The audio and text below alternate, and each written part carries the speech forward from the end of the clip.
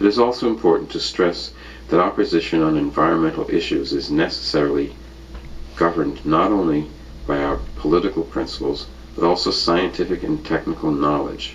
For example, we have published a number of articles over the years on the issue of nuclear power generation and attendant questions, like disposal of nuclear waste material. In discussing such questions, and as in the article Nuclear Power in the Workers' Movement, 25 February 77, we examined the available scientific material. As that article makes clear, we are opposed to the Green campaign against the generation of electric power through nuclear fission under any and all circumstances. But we do not therefore endorse the policies and activities of the firms involved in the nuclear power or the government agencies overseeing them. Rather, we demand workers' control over safety standards and practices in nuclear power plants, which is a direct challenge to capitalist prerogatives. More generally, our opposition to environmentalism as a movement and ideology does not mean we are indifferent to the degradation of the environment resulting from the present organization of industrial technology, just as our opposition to feminism as a movement and ideology does not mean that we are indifferent to the oppression of women. Quite the contrary. Malthus and bourgeois historical pessimism. The environmentalist movement in the U.S. today was formed as a confluence, to use a good ecological term meaning flowing together, of three different currents arising in different historical eras. The first, already alluded to, is Malthusian economics. The second is the bourgeois conservationist movement of the late 19th and early 20th century as represented by the Sierra Club, formed in 1892 by the famous naturalist John Muir. Its main political representative was Republican President Theodore Roosevelt, the most bellicose American imperialist of the day. The third current emerged from the New Left radicalism. In the late 1960s, many young American leftists idealized peasant communes of Mao's China as an alternative to the money-grubbing, dog-eat-dog, gadget-ridden Western capitalist societies. A decade or so later, some of the same people idealized the primitive peoples. The ecologically correct term is primal peoples of the Amazon basin, imbuing them with the same anti-bourgeois countercultural virtues. But let's begin at the beginning with the Malthusianism.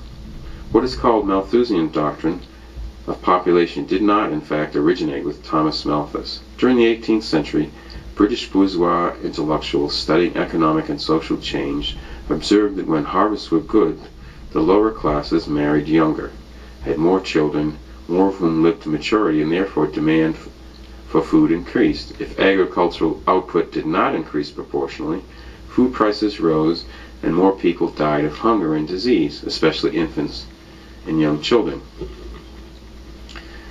The enormous influence exercised by Malthus' 1798 essay on the principles of population did not derive from its intrinsic intellectual merit, but rather from the political context in which and for which it was written. Malthusian economics was an important and integral part of the ideological counteroffensive against the French Revolution. Not only did feudal reactionaries throughout Europe, but also the English bourgeoisie feared, and rightly so, the principles of liberty, equality, and fraternity would be embraced by their own lower classes. Recommend E.P. Thompson's The Making of the English Working Class. Malthus maintained that a society based on principles of liberty, equality, and fraternity was impossible,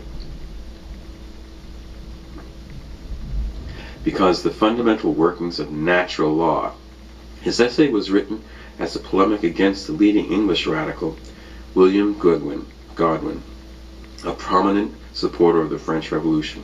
Against Godwin, Malthus asserted, this natural inequality of the two powers of population and of production in the earth, and that great law of nature, which must constantly keep their effects equal, form a great difficulty that to me appears insurmountable in the way to a perfectibility of society.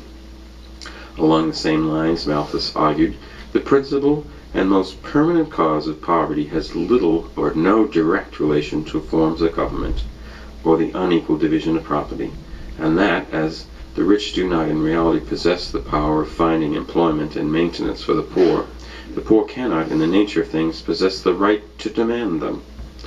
Frederick Engels, in his first major work, The Conditions of the Working Class in England, summarized the ideological import of Malthus's doctrine that the earth is perennially overpopulated, whence poverty, misery, distress, and immorality must prevail.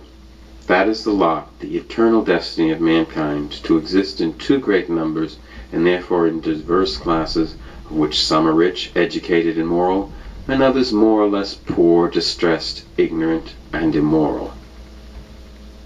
Our opposition to Malthusianism does not mean we are indifferent to the question of population growth. Indeed, such a view is incompatible with the Marxist outlook, if for no other reason than that birth control is necessary to liberate women from the patriarchal domination and household drudgery, especially in backward countries. In 1881 letter to Karl Kautsky, Engels wrote, "The abstract possibility that mankind will increase numerically to such an extent that its propagation will have to be kept within bounds does of course exist. But should communist society ever find itself compelled to regulate the production of humans in the same way as it has already regulated the production of things, then it, and it alone, will be able to effect this without difficulty." What Engels considered an abstract possibility has today, I would argue, become a reality, though not for Malthusian reasons. In the late 19th century, the difference between the economic conditions of the masses in the advanced and backward countries was nowhere near as great as in the tail end of the 20th. Having an automobile, as do most working class families in the U.S., allows for a totally different and richer way of life than living in a Mexico City slum or an Indian village. An international federation of worker states would confront vast economic gulf separating the so-called first world from the third world, and this will be a source of considerable political tensions. Raising the population of China and India to the material level of North America or Japan will be a lot easier and a lot faster if the population is much smaller than at present. By the mid-19th century, the vast expansion of agricultural production in North America disproved and discredited Malthusian doctrine in its original form. It was clear that the rapid growth of an urban population in England would not lead to severe food shortages and famine. However, there remained concern about shortages of other natural resources. In the 1860s, a prominent British bourgeois economist, William Stanley Jevons, predicted that England would soon run out of coal. "The conclusion is inevitable," he wrote, "that our present happy, progressive condition is a thing of limited duration." The idea that the growth of industrial society was ultimately limited by a finite supply of natural resources remained a minor current in bourgeois economic thought until the 1970s, when it again became a major current. Before discussing why this happened, I want to discuss the second major current feeding into the environmentalist movement, the bourgeois conservationist movement. By the end of the 19th century, a large majority of American bourgeoisie and upper petty bourgeoisie lived in cities or suburbs. At the same time, many of them enjoyed hunting, fishing, and roughing it in the great outdoors. Thus, they campaigned to preserve the country's diminishing wilderness areas, which were largely owned by the federal government, especially west of the Rockies, in order to pursue these activities. The first major conservationist organizations were Boone and Crockett clubs, named after the fabled frontiersmen Daniel Boone and Davy Crockett, whose members were almost all avid hunters. When I was a kid, I visited Teddy Roosevelt's home on the north shore of Long Island. If it had 4 legs and moved, this guy shot it. On every wall there were stuffed heads of game animals, moose, elk, water buffalo, grizzly bears. Of course, there's nothing bad about hunting, fishing, bird watching, mountaineering, and backpacking in the wilderness. We have comrades who enjoy these activities.